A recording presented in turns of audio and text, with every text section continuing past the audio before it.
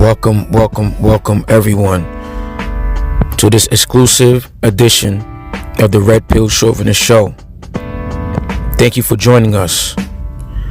In the What Your Daddy Should Have Taught You series, I was privileged enough to sit with AFI Kingdom, aka Dominance Mindset and Raw Game, and also had the privilege to discuss with him about his thoughts on fatherhood and, more importantly, about his father. Again, thank you for joining us. This is the Fatherhood series.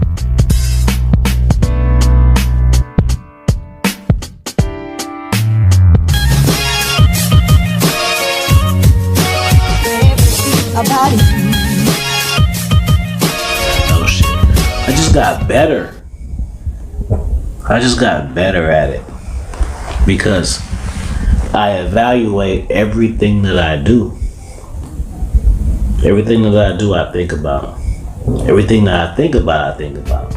I had uncles and shit like that, you know, and somewhat positive male figures. And then even then, right? So this is an imperative little point right here.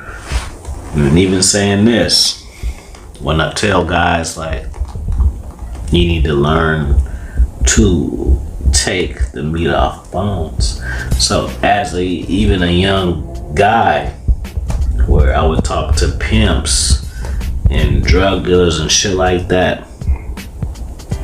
So these are guys with status, right, in the hood or whatever, and they can influence a lot of people, but I've never been the type of person to be influenced by others. I can get ideas from others, but no one's really been able to influence me to where I'm a part of somebody else's, of their thing. I can respect what someone does and understand it, and then be like, okay, well, you know, like I say pimps, like I don't, you know, these guys, if these guys, no, I'm just using an example. So say these guys beat women and choke them out and do all this shit. That doesn't necessarily mean that I have to do that, but I can take what they know in certain shit and apply it to what I'm doing, without actually doing what they're doing. Like I remember I read the Helter Skelter book, Charles Manson, and then when I found out Charles Manson read How to Win Friends and Influence People, I read that book. Why? Because I don't want to kill nobody, and I don't want to train people to go kill fucking actresses and actors and shit like that and try to start a race war. But what I do understand is, what is it about this guy that his influence is so powerful that he's making these people do this shit? So I can take the meat off the bones. I can see what it is that he's doing to make the people do what they're doing. I can see it, and also I can feel it too, which is kind of weird. Like it sounds like some cool shit. It sounds like it's cool, but it's not really cool. Cause sometimes you don't want to feel it. You know what I'm saying? Sometimes you got your own thing going. You don't want to feel nobody else's shit. But when they present it to you, you think about it, and then that's when the feelings come in. You know, you can't turn it off. It's a quality. Just like some motherfuckers are liars, cheaters, but it's just like that. It's a quality. You cannot turn it off. So I'm always assessing myself, and not only myself, I'm assessing my decisions. I'm assessing my decision. You know what? Maybe it's charisma, and I'm saying that because like even my sister, her older friends, and they tell me certain stories and things that I would say as a child. They were like grown-up things. Okay. And now that I teach, I see certain kids are just into playing and certain kids are into some grown shit. It's kind of funny seeing kids that are the same age, right, but on totally different shit. Okay. You know what I mean? Right. Different size, just different. And you're able to see the potential in certain children. I can see it, bro. Like, I can tell little following ass motherfuckers. I can just tell it. Because I see it, but I see it as a young age. Like, one kid who's like, look guys, I'm doing this dance or whatever. You know what I mean? Because but basically he's doing that, but he needs this. Yeah, and attention. Yeah. Yes, right. Sir. So I can see it. And then just little telling equals snitching. Yes, so you see that some kids want to tell on everything. Right. Some little boys are hell of emotional and sensitive. Right. And then when you grow older, you see some of guys, but then you think like they were been like this. You know what I mean? They just were young at first. Now they're in the real world, and you see it and you judge it different. If you knew that child, in the real world, like you said. If you knew that child, he was alright. He was one of them crying ass motherfuckers and shit. And now he's grown. Right. You know, some people we all grow up physically, but mentally we don't. Can you please repeat that? I'm gonna repeat it to y'all right there. We have no choice. We have to grow up because we're fucking human beings, and we age and we get old and fucking die. Right. But we don't all advance here. Reason being, I mean, different reasons. The fact that your father was an architect, do you think that had some influence on, you know, the way you think, as far as calculating and being a chess master? Most definitely it's in genetics. Like, I hear that even though I haven't never remember my father, I walk like him, I talk like him. So it's one thing is strong genetics, but it's another thing is the type of man that he was. He influenced my mother, so I got that taste of it. Now that I'm a man, I can fill in the blanks myself. She don't need to tell me. Like, if she tell me some shit about him, I can tell she's on some bullshit. Just because I'm a man and I know certain things because I deal with women now. See, before she'd tell me certain things, I didn't have experience in women to really calculate and compare and contrast and shit. I would just hear what she says and just, that's what it is. You know, now being a man, it's like a woman is a woman. Take the title out of it. You know what I mean? Just people. You know, if you're dealing with a dope thing, you're just dealing with a dope thing. If you're dealing with a slut, you're just dealing with a slut. That's just what it is, man. And what people lose is they try to project what they want out of people onto them. Then they have expectation. With that expectation, they get let down. They get disappointed. You know what I mean? So I feel like me, I'm my worst critic. I'm harder on myself than anyone else. You know, I see big. You know what I mean? Like, certain times people will be like, oh, it's not that big of a deal. But it's that big of a deal to me. You know?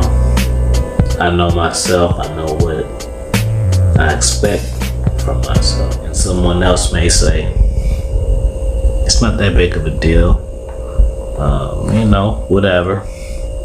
But I expect greatness, man. That's what I want. I want greatness. People don't believe in themselves. That's a major key. I learned that from coaching. You know, when I first started coaching guys, I say about maybe 3 months in, it blew my mind because my thought of guys that would like need coaching and shit were like guys who scrub ass guys and cats who live in the basement, and of course you don't get no fucking. You find out some dudes have money status. Dude, I'm missing the other one. Looks, money status and looks, and it was still. Man, I didn't coach fitness models, man. Fucking all kind of guys, man. Guys with fucking nice ass cars and shit, big ass houses, but they don't have it here. You know what I'm saying? That's where it starts. They don't. Yeah, it's dominance mindset. You know, and when I say dominance mindset, it's just about. It's not dominance mindset like I'm a fucking asshole.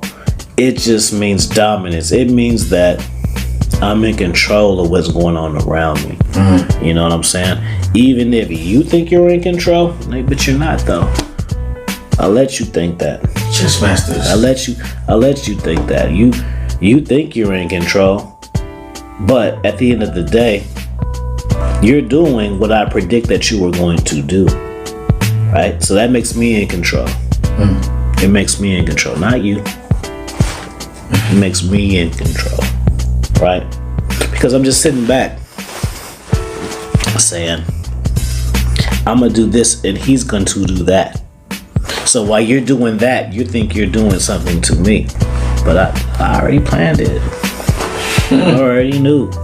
You know. Now how can you attribute that type of mindset to? Do you believe you got any of that from your father's side or your father? Like I said, you were young when he the chess player mindset.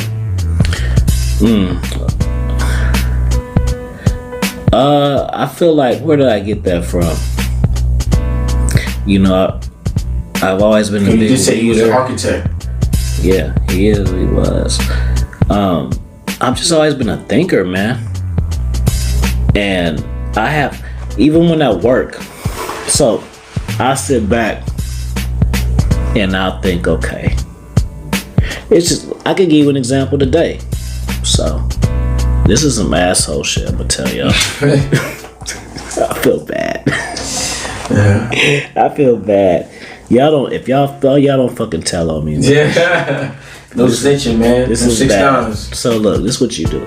So like today, I had a kid who he had tantrums and shit because his mother said she was gonna bring donuts, and he wanted to come to school with the donuts so he could show off, like, you know, come in with the vibe, get the validation. Yeah, validation. There you go. You know, so that happened. So he had a rough day, and then I had to go bat on him, and I had to put him on ice. You know what I mean, for like 2 hours. Right? You know, now you're not supposed to do that type of shit, but see, the people above me, they don't have to deal with the kid. I gotta deal with the kid. So I gotta make my environment, shout out to Trav, fit for me. Yeah, I have to make it work for me. You know what I'm saying? So I did that. He cried for hella long, trying to get attention. I told him, like, if you talk to him, y'all fucked up. I've used that technique before. Yes, go ahead. He's off limits for y'all. Exactly, for everybody, yeah. Yeah, he's off limits. So I know, cause you know he in trouble, so they want to torment him and fuck with him and shit. It's like, no. You bother him, you're fucked up. Exactly. Right? You join him, yeah. So that happened. Put him on ice for like 2 hours. He wasn't included in anything. And so at the end of the day, you be nice, right? See, what happens is when kids got short-term memory, right? And they have goals for what they want, right? So if they want this, they want to go outside, they want to do this and that, you go hard. But then you give them what they want at the end. Yes. Right? So when they go home and they share, they're going to share that experience that I gave them. They're not going to bring up me fucking doing this shit too, right? They forgot about it. You gotta make them forget about it. Exactly. You know, I can slap one. Yeah, exactly. Just slap one. But then at the end, you give them the candy. Forget anything. Before that. See, y'all fuck up. Y'all be trying to make y'all statements and shit. And y'all don't do it right. Then the kid go home and the mom don't like you. And she go tell the principal. She go tell. And then they looking at you. See, you look what you did. You made a statement like, motherfucker. You for sure made a statement. The wrong one. Right? Boom. The wrong one. Boom. So, you know, I just, I've always been a deep thinker and I like to predict things. And it got to a point when I was younger. I don't know. I've been game tight when I was even young. Before I could even get bitches and shit, I just, you know, just my interaction with friends and school and stuff like that. Like, I've never been a follower. I've always been a leader. And not like on some big shot shit. Just, I've always been like, this is how I am. This is what I want to do. Now, do you think that was because because your father wasn't there, that you felt like, you know, you wanted to know how to be a leader, being at home with your mom and your sister? Where did that come from? Where did it come from? I don't know. I think I've always been an interesting dude, and I'm about results. See, this is real fire game right here. So, you know how a man will tell you have to be masculine and alpha all the time, which is fine. But see, with the finesse game, I'm able to tap into how I feel and also how a woman feels. It's called empathy, motherfuckers. Right? So what is empathy? Thanks. Empathy means I don't have to go through something to feel it.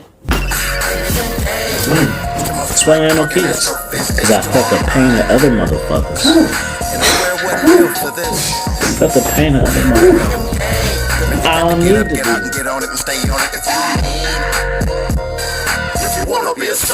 it.